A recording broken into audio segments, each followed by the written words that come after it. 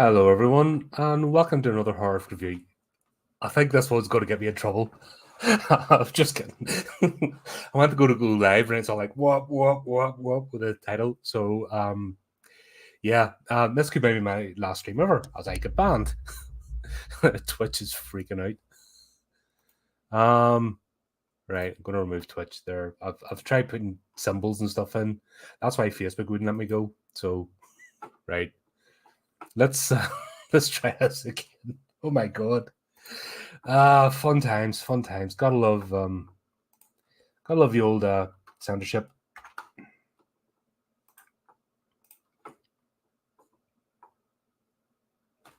There we go.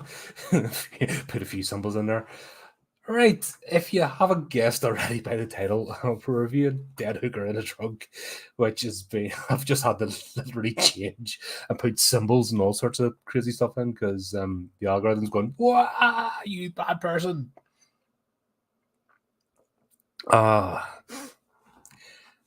It's weird. We've talked about censorship in horror. Like the normies, they're perfectly fine if it's in an action movie, a historical drama, something else. Yeah, fuck it, why not? Bunch of livered fucking arseholes, honestly. And the thing is, they're happy to have half naked chicks, like not even half. Let's be honest, 75% to 80% naked, going right to the knuckle what they can show, and basically promoting porn sites, and they're happy with that because that's providing them lots of income. But you come up and you try to watch a movie or a title, and it's too blunt for them, then they have a freak out. Oh my god, what a palaver! But here we go, fun times, right? Yeah, sort of doing the rounds looking for random stuff. Came across this, and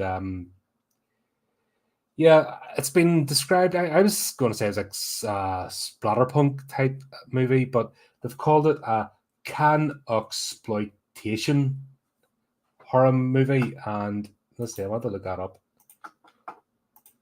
And can exploitation is a neologism. Fucking what is we Yanks and making up random shitty words? It was coined in 1999 by the magazine Broken Pencil. Well, there you go. Fucking magazines putting half words together and fucking making up new ones and just sounds like retarded shite. Blah, blah, blah, blah, blah, blah, going down the road with it, blah, blah, blah, blah, blah, blah, blah, blah. Right, Canadian B movie. Is that what it means? Just call it a Canadian B in a movie? Tax shelter era?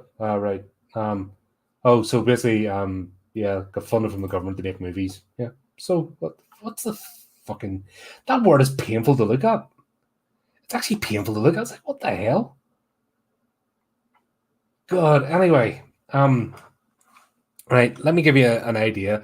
This movie is so cheesy that they couldn't even name the characters. I mean, even on the credits and stuff, you've got geek, badass, junkie, and goody two shoes. That's the characters' names. They actually have names in this, so we know we're in for a good time. That's basically what it says. We'll start off. We've got one of the main characters, badass, get into a club, and what we'll have are basically on stage two cats in a sack wailing, an attempt at singing. And I think it's a boyfriend and girlfriend. I think we'll meet him later on, because he's kind of out of shot, and she's all like half crying in the mic. He's pushing against her, and he's crying in the mic, and then she's flipping the bird and all sorts, while on stage, and like this is quality, and people are just sniffing and licking each other and snorting stuff, and just proper, like, it's one of those bars you wipe your feet the way out. Proper quality. Oh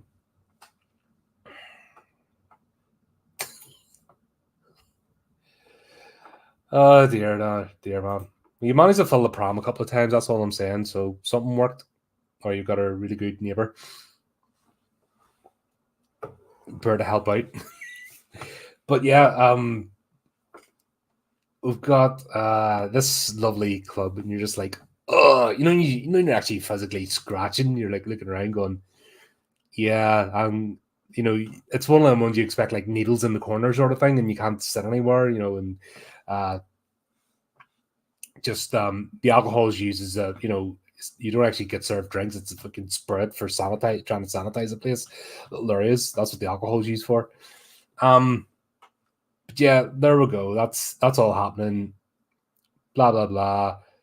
Party, party, party. Cut scenes to the next morning. You've got people waking up in baths and all sorts. That lovely lifestyle that I couldn't be arsed with. Like I'm sorry. I like to go out and enjoy myself, but I like to come back to a place that isn't filled with what do you call them, bed bugs, and you're not going to get sepsis for coming into like a shitty apartment. So I don't know what that people champion that sort of lifestyle, but nah, I'm good. But this is it. They're just waking up and blah blah blah, and people are like waking up beside them and stuff, and all that good stuff. And then Badass gets a text. Can you pick up my friend from Bible class or something like that? So we're getting this real. You kind of know where it's going. It's like Dav's there. Then we meet Geek, who's the other. These are twins that are doing this, and you've got the other twin come in, and she's all innocent and fluffy, sort of thing, coming into all this debauchery, and you're like, yeah, that works. Yeah, okay, right. That's that's the way life works. Yeah, we don't know what these people do for a living or anything, but we're kind of guess that sort of drift, that sort of weird, just drift and do stuff. But yeah, they go to pick up best friend and open the boot, and there's like dead prosy inside. We actually seen her briefly in the bar, so we know that she's in the bar because we're in red top. The camera sort of glances at her briefly, but we don't get an idea of what happened. And next thing you know, there she is in the boot of the car, just looking lovely and dead and all that kind of stuff. And of course, they're like, what do we do? This after they picked? No, sorry, they went and picked up Goody Two Shoes first because he had to get involved in the plot. Yeah, so I picked him up, and then it was just hit the thing and it popped open. There it is. So of course, like sensible people, nah, let's not ring the police. Let's go and bury it ourselves because that's what you do. Somebody sticks a body in your car, and there's a load of drugs as well, and junkies like filling their pockets and stuff, all that good stuff. And you're like, and the funny bit is that, did we kill this person? That's the way they're actually thinking. Did we party too hard and kill someone? You're like, yeah, you're maniacs. And that's the question after every night, is it? But the plot needs to happen. I just got an impression that they don't give a shit making this. They're just like, yeah, fucking, we've got some money off the Canadian government. If the title's gone, let's just have a laugh and do shit. Which, do you know what? Whatever. This film is not in any way, shape, or form trying to take itself seriously. So, with that in mind, you can kind of go along with it. It's when you get a movie that's trying to be serious and a shit. That's when you have problems. But this is just like, nah, this is just daft fun, and it's just a splatter fest, and that's what we're doing here. And you're like, okay, I can always get down with that. Have you noticed that the films I like, the really daft ones, do have that sort of vibe about them, that they're not taking themselves too seriously and they're just out for laughs? And that kind of translates when the crew and cast are having fun making the movie and not trying to make any super point or whatever. It translates into the material, and you can kind of go along with it and like forgive a lot of stuff. As in horror, we do. A lot of movies get forgiven. So this is just we know exactly what's going to happen here. It's just going to be a whole series of mishaps and madness issues. What I would say though, it does run out of steam after a certain bit, and then there's a lot of filler. I will say that, but I think that's made it work better as a short than a full feature. I don't think the story itself had enough legs to be a full film. There was enough there, and there was quite a bit felt like padding. But hey, it is what it is. But yeah, they start getting they go to a hotel, and this is where you know what they're up to with the depravity and stuff, because they go to the clerk and they're like, yeah, we don't have any money for a room, but my friend likes you, and she has a corpse in the car. I think. And the clerk's like, oh, okay, here's your room, and he goes and does the business and like doesn't even notice. I think the joke is that he's that sad and desperate that he wouldn't even notice that uh like there's nothing there. Like it's a corpse. But hey ho. Kind of got it. And it plus didn't go a cutaway scene, so comedy like that works if he doesn't go fully into it. If that makes sense. Like there's a lot of mistakes attempted comedies make is the focus on the one thing and go too far. I'll give an example. Scary Movie, when they recreate the Blair Witch scene with the girl to do a bit of snot, and that would have been funny, if it had just been like out and cut away, but they really drag that out and then it loses humor. So that sort of just cutting away, getting on with the plot. I appreciated it because at least it's not dragging out that bit that you're just okay, we get it. It's funny. Haha, I think that's what I enjoy about this movie actually. Just it doesn't labour the points too often. We'll see as well with like splatterpunk and stuff. They focus too much on the kills and the gore, and they really try to, because they are trying to show something, they spend too long on it, and then it looks daft, and then you lose the effect. One thing I'll say about this movie, it does manage to keep the pacing, so the scenes at the show aren't dragged out too much. Now, there's some bits that it could have went on too long. There's a scene in the apartment later on that kind of does that just a bit more, and it would have been just that bit too long. But thankfully, there's a good pace for this, so you keep going along. Yeah, so they spend the time in the apartment, and then the churchy guy, he vomits a few times. One thing to do is he basically pokes his ring every time he sees a body or something. They overuse that a bit. So there's an example of a gag that was done too much. The first couple of times I get makes sense, but then they were doing it every time, and it got a wee bit too much. So this is where you beat his joke to death. So did it with him basically barfing. He did it when he first saw the hooker, and every scene afterwards, that involves some sort of gory, he did it, and you're like, nah, it's not funny anymore. You know what I mean? You've lost the effect. So there's an example when they did do it too often. Yeah, and then it gets weird. Oh, by the way, there's a weird scene in church because we meet the killer, who's the priest, which is a weird chapel because it looked like more of an evangelical thing, but it turns out it's a Catholic church, but it's not. Weird. Anyway, I'm not in that stuff, so it's like a youth club and he's singing. There's about 3 people in the room, but we'll see the priest saves badass because she burned herself. Somehow she managed to light herself on fire with the candles. I don't know what the joke was there, as if she had that much booze or something that she's flammable, sort of thing. Don't know, it's an odd one. Because it wasn't like she was a bare arm, so it wasn't like her jumper or anything caught fire. So I didn't get that scene, but it was like a plot device to get him to throw a coat around her. But then he stands up, and then we see the hooded figure that got a flashback of him killing the hooker. So he's talking to it, so it's him. It's spelled out from the start.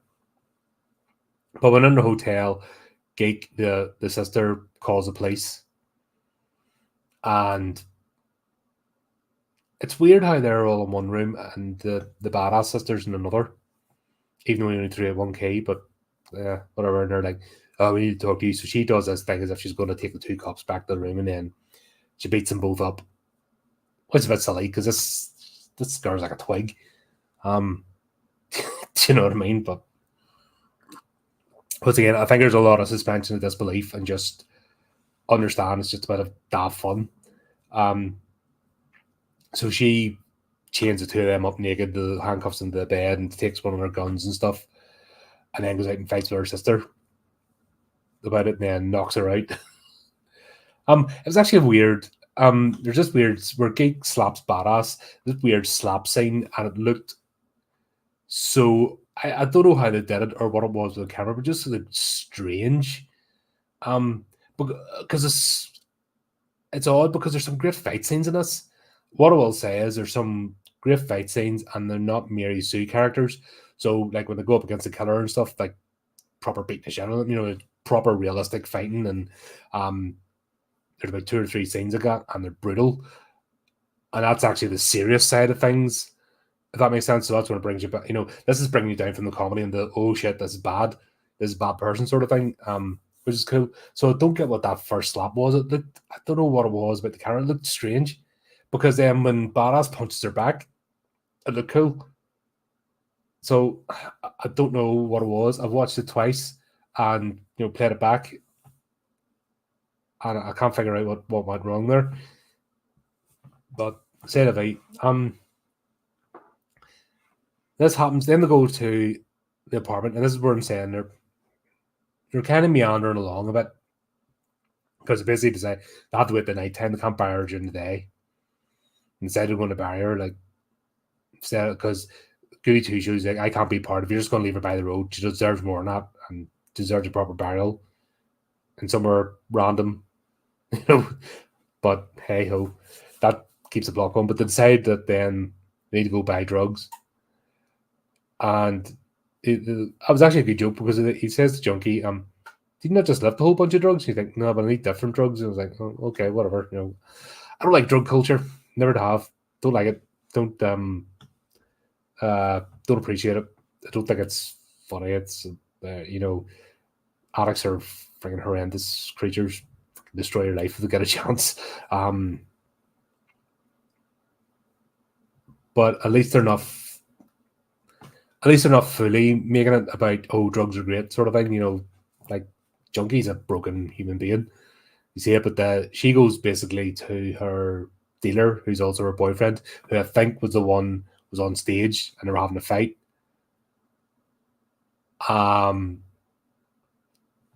Which is weird because it seems to be the apartment blocks in a knocking shop because it has a doorman who's dressed up as a cowboy who we later find out is a pimp.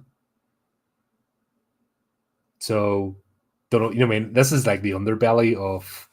I always thought Canada was a nice place, but the more I'm finding out about it, the less I'm liking it, to be honest. It's like they're trying to yank the Yanks for trashiness. It's like, we could do it better. But yeah, going this here, she makes up one of them relationship where they're fighting every 5 minutes and then screwing each other. Yeah, lovely. But that's fine. Everyone else is sitting waiting in the car, apparently, and then a Chinese triad gang break into the apartment because boyfriend has stolen drugs from them, supposedly. And then that gets a bit daft because I suppose they're leaving a message. They take him in, they're doing him over, and they're about to cut her arm off. Badass hears it, and she runs up to rescue them. And this is where it gets a wee bit, I don't know, because it was like a throwaway scene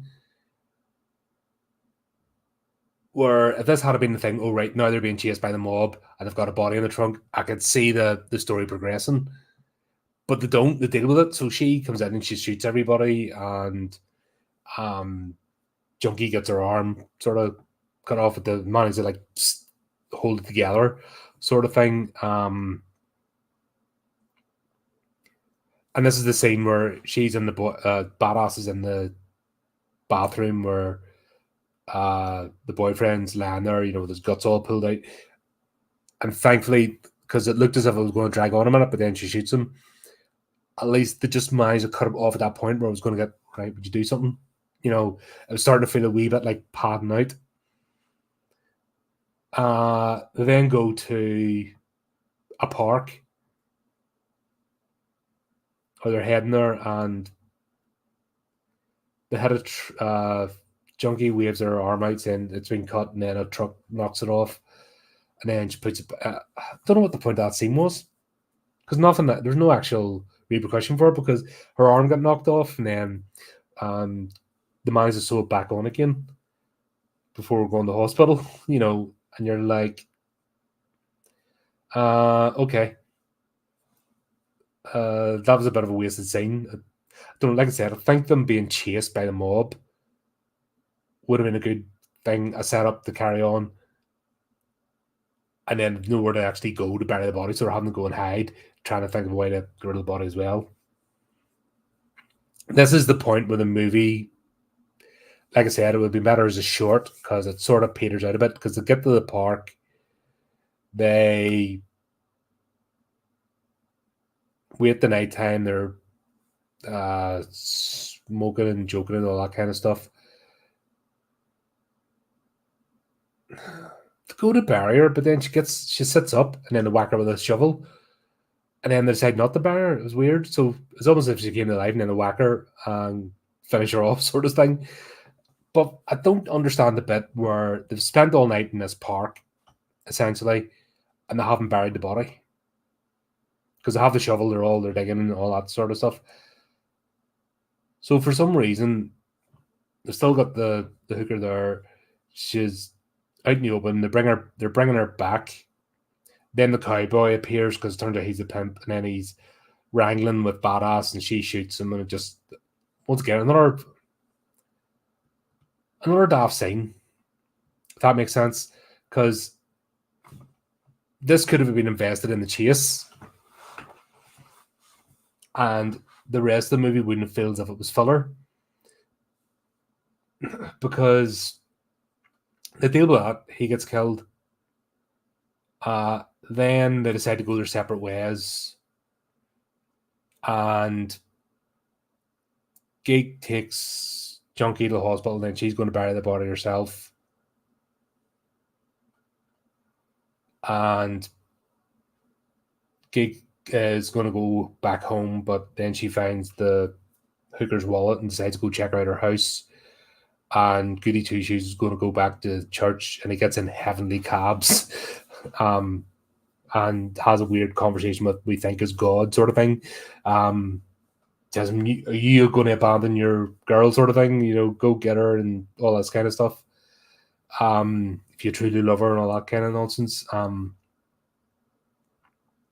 This is where the movie gets a bit. This is where kind of I said it falls flat. It just meanders along for an next bit, and there's a lot of padding and filler because they go back to check the house for some reason, and they know her name now, but they still call her the hooker. And go to the house and they find a dog, and then everybody ends up back at this house. Somehow the plot manages to happen. I was like, yeah, somebody else comes in and they kill them. Can't remember now. Yeah, because there's, like I said, it was kind of difficult to hold on to the second part of the sort of the last bit of the movie because they'd already achieved the aim. Now, if they had buried her and she had something, and then they're going to look for the serial killer and all that kind of stuff, it would have made sense. But it goes around in circles for a bit, and this is where I did struggle to sort of maintain attention. But somebody else comes to the house and have a fight with them, and then they cut them up in their bags. Oh yeah, serial killer arrives in the garage as well, knocks Geek's eye out. Which, what I will say, it's a better eye popping out scene than Midnight Meat Train. So I'll give them that. They did a better job than Midnight Meat Train because that scene with Ted Raimi was absolutely horrendous. I think it's the worst horror scene I've ever seen in my life.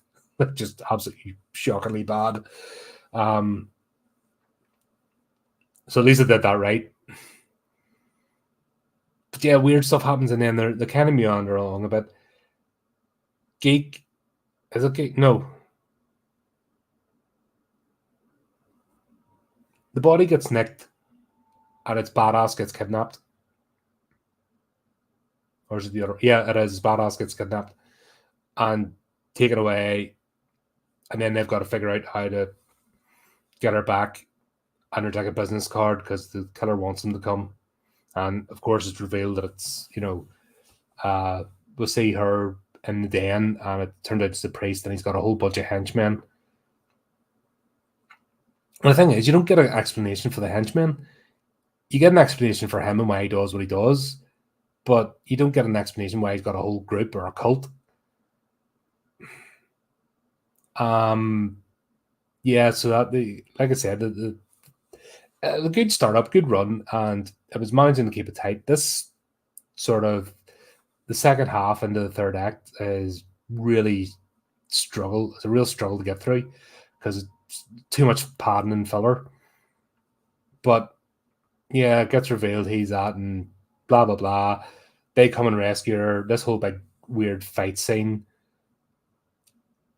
And that's the thing. That's where it's not believable because, especially Geek, all of a sudden becoming a kung fu kick-ass doesn't make sense. You can kind of get badass, but as I said, these girls they're flipping. They're all built like twigs, and they're knocking and throwing about big burly blokes, and it doesn't make sense. You can understand them getting a sucker punch or using weapons, yes, and they did a wee bit of that, but when it actually comes down to it, it just it's a bit daft, and it just takes you right out of it. But serial killer boy has all the hookers he's killed lined up in this building, and he's got the one in amongst it. And of course, Goody Two Shoes is sick again, and you're like, oh, for frick's sake, you'd have nothing left in your stomach to retch with. What are you doing? That's where I got overused. I was getting annoying at the end because, like, come on, stop it. Yeah. So to go to have a big fight and to take care of serial killer just like that. They take care of all the henchmen. They knock them out and stuff, but nothing really comes of it. He gets dealt with. And then at this point, they could have been well justified to ring the police and just have them come to the building, all sorted out. It's all explained. But they don't. They leave and they take the hooker with them to go and bury her. And you're like, that's where it gets a bit silly. Well, like I said, this second part is they do that. So they go and take her, then have a scene at the end where, oh, I love you, and we're all best buddies and all this kind of stuff. Yeah, they bury it. And Goody Two Shoes and Geek get together and everyone lives happily ever after, sort of thing. Yeah, it wasn't bad. Like I said, didn't hate it. Wasn't blown away by it. I had a few sort of, but it wasn't like outright belly laughing the way through it. Rib Spreader was done much better. If you want to see this sort of movie done, done really well, Rib Spreader, I really enjoyed that one actually. That because it sets up a universe, so all the madness is explained. This kind of doesn't. It's just we're trashy people doing trashy McTrash things, which is kind of nah. Like I said, it's Canadians trying to be too Americanized. They're trying to be like their cousins sort of thing, and they're trying too hard, and it shows. It's like flipping London twats over here, trying too hard to be Americans. You're like, get a grip, wise up to yourselves. I like New Zealand stuff because at least they have their own identity. Aussie stuff's good; they have their own identity. They still maintain that. That's the whole point of international flares. You have different, Korean stuff, South Korean stuff's brilliant. When you see theirs, they've got their own unique flavor and brand. It seems to be Canada and southern end of England here. It's just full of wannabes and tryhards, which is kind of sad to watch. And you kind of get that in this movie. And I think that's just Canada in general, which is tragic, to be honest, because no need. Celebrate who you are. We've all got unique cultural identity for a reason. But yeah, you can have a laugh with this. You know, if you go, you know, you're just looking for splatterpunk type stuff. Yeah, it's cool, bit of a laugh. The second half's a struggle. This would have been definitely better as a short, like I said. Cat as a short, this would have been amazing. It would have been really punchy, and the momentum, like it just peters out after the park scene. So they should have had it wrapped up there, I think, in some way. But there you go. That was that. Links in the description, all that good stuff if you want to check it out.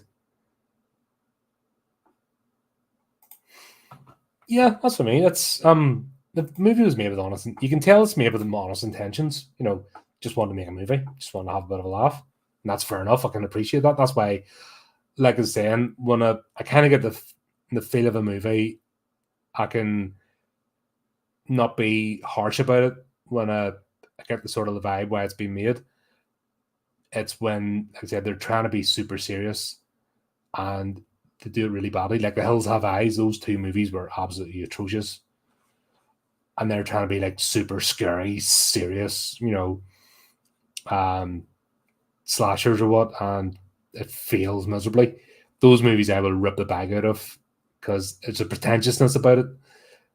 It's yeah, we're giving you the best thing by somebody who doesn't have talent. At least something like this is honest about what it is. It's a B movie. It's celebrating the fact it's a B movie, and cool. You can't watch. You couldn't watch 5 or 6 seasons in a row. Your flipping brain running. You'd start dripping out your nose, so it would out your ears. Your brain would just shut down on you. Go no more, please. But they're good to throw in the mix now and again. Just to fuzzy it up a bit. But there you go. All about not bad. Definitely not the best. Not the worst either. So that's good little yeah. Got some popcorn, a couple of beers, whatever you're into, and have a bit of a laugh with it. But there you go. Hope you enjoyed it. Check out the movie. If you've seen the movie, obviously let me know what you think. All that good stuff. Keep up to date with the channel. Do the type of clicky things. Until next time, keep it creepy, keep it horrific.